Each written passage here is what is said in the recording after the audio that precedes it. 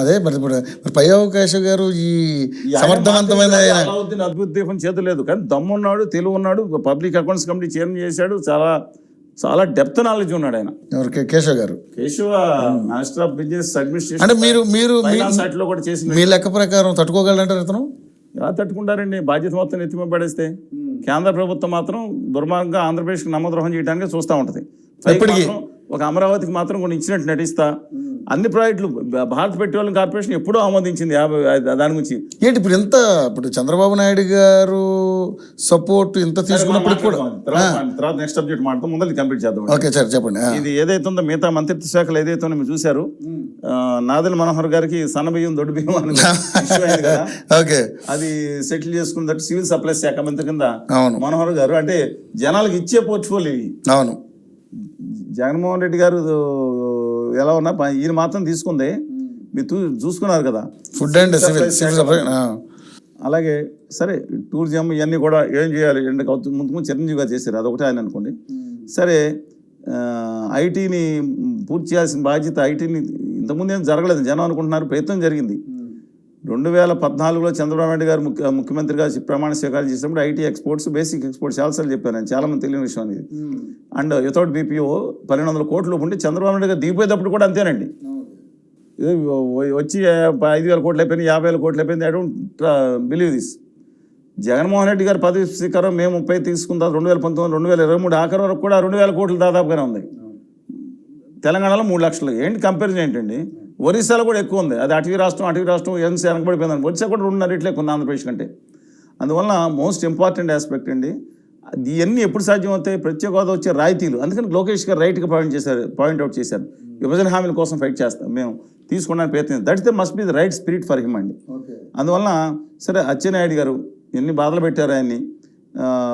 అచ్చెన్నాయుడు గారికి హోమ్ ఇస్తారనుకున్నారు కొంతమంది. కాదు ఇప్పుడు, ఎందుకంటే హోంశాఖ ఇంతకుముందు అంటే దళితులను పెట్టించి ఇంకొకళ్ళు పెత్తనం చేయటం దాన్ని నేను వ్యతిరేకం. కానీ ఇంతకుముందు చిన్న రాజప్ప నిమ్మకాయలు యాక్చువల్గా ఆయన ఉండగా కూడా చక్రం తిప్పింది లోకేష్ గారు అంటారండి. కానీ వాళ్ళ ఓఎస్టీ మాత్రం పవర్ఫుల్, ఆయన మోస్ట్ ఆనెస్ట్ అండ్ సిన్సియర్. అందుకని ఆ డిపార్ట్మెంట్ ఒక్క అవినీతి ఆరోపణ లేదు. హోంశాఖ ఆయన పేరు ఏదో అడ్డాల వెంకటరత్న గారు ఉండాలి, ఆయన one of the most sincere officers అని పేరండి ఆయనకి. ఆయన్ని వైకాపా వాళ్ళు శ్రీకాకుళం ఎస్పీ ఉంటే తప్పించమని చెప్పించారు ఆ రోజుల్లో 2019లో ఆయన ఉండగా. కానీ ఇంకా మిగతా ఇదేంటంటే అంటే మిగతా జనరల్గా న్యాయశాఖ ఇప్పుడు మేకతోటి సుచిత్ర గారు ఎవరండి? ఇంతకుముందు హోంశాఖ మంత్రి మహిళే కదా. రెండో మంత్రి ఎవరు?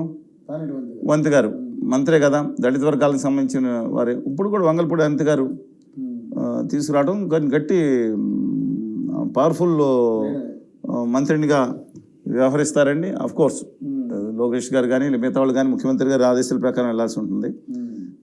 తర్వాత నిమ్మల రామానాయుడు గారు. మాకు అర్థం కాంది, ఆంధ్రప్రదేశ్కి మొత్తం ముంచేసిన కేంద్ర ప్రభుత్వం ఇవాళ వాళ్ళకి పెన్నా నదిలో పడవ ప్రయాణ శాఖ నీళ్లు ఉండాలండి, ఆ శాఖ ఇస్తారేమో ముఖ్యమంత్రి గారు చంద్రబాబు నాయుడు గారు అనుకున్నా. మరి వాళ్ళకి నెత్తిమే టోపీ పెట్టి బూడిద కొట్టారుగా కేంద్రంలో. ఈయన ఇప్పుడు వైద్య విద్యాశాఖ చాలా కాలేజీలు వస్తున్నాయి, దానికోసం అనుకున్నాం. వైద్య విద్యాశాఖ కూడా కాదు, దానికి సెపరేట్ మంత్రి ఉన్నారు కొండమల్లి గారు. ఆరోగ్య శాఖ, వైద్య విద్యాశాఖ, మరి కుటుంబ సంక్షేమం మొత్తం మంత్రి పదవులన్నీ తీసుకెళ్లి ఉత్తర భారతీయ జనతా పార్టీకి ఇచ్చారు. సత్యకుమార్ గారు వ్యక్తిగతంగా మంచి వ్యక్తే అని కాదన్న కానీ ఆ పార్టీ ఏంటో రాంగ్ పార్టీ, ఆంధ్రప్రదేశ్ మోసం చేస్తున్న పార్టీ, నయవంచన నమ్మక ద్రోహాన్ని పాల్పడుతున్న పార్టీ.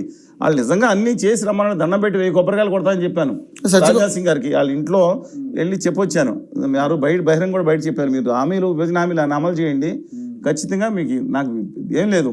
మోసం జరిగింది 9 సంవత్సరాల నుంచి. విచిత్రంగా ఉంది. ఆన్ రామరెడ్డి గారు ఎవరైతే దేవాదాయ శాఖ మంత్రిగా ఉన్నారో వాళ్ళకి మళ్ళీ మంత్రి పదవి రాదంట, తెలుసు కదా మీకు. అందరం దాంట్లో జరిగేదని చాలా శాపం ఉందంటారు. అందుకని విచిత్రంగా సరే ఆయనకు వచ్చారు. మరి ఆయన తర్వాత మోస్ట్ ఇంపార్టెంట్ జలవనరుల శాఖ మంత్రి డాక్టర్ నిమ్మల.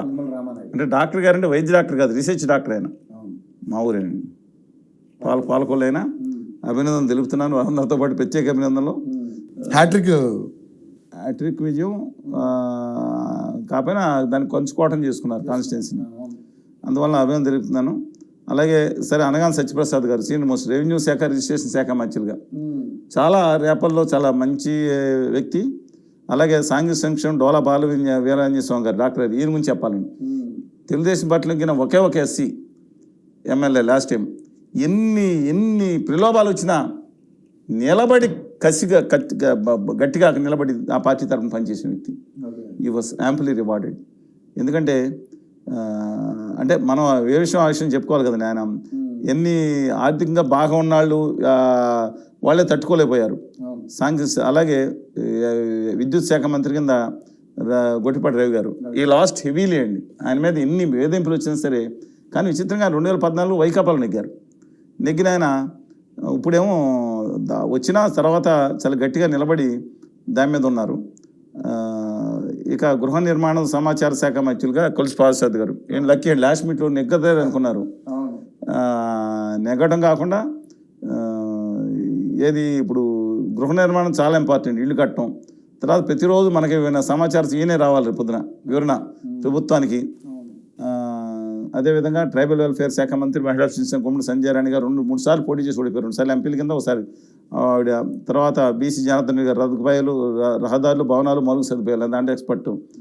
టీజీ భరత్ గారు ఈయన ఒక డైనమిక్ క్యాండిడేట్ అండి. ఈయన టీజీ వెంకటేష్ గారు అబ్బాయి.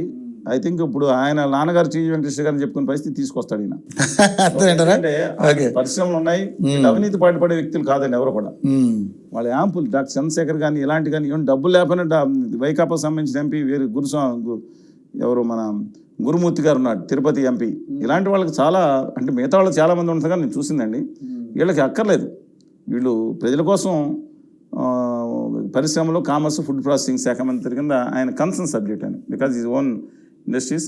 అలాగే సవిత గారు, అలాగే కార్మిక సంక్షేమ మంత్రిగా వాసనేష్ సుభాష్ గారు రైట్ లాస్ట్ దాంట్లో వచ్చారు. అలాగే రవాణా యువజన శాఖ మంత్రిగా, అలా న్యాయ శాఖ మంత్రిగా ఆయన. కానీ దీంట్లో కొండపల్లి శ్రీనివాస్ గారు ఉన్నారు, చూశారు కదా.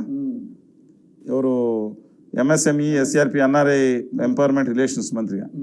ఆయన ఆశ్చర్యంగా ఆయన కానీ నాన్న సంజయరావు గారు కానీ ఆఖరి నిమిషం వరకు చంద్రబాబు నాయుడు గారు అరెస్ట్ చేసిన అప్పుడు కూడా మొత్తం వైకాపాలు ఉన్నారు.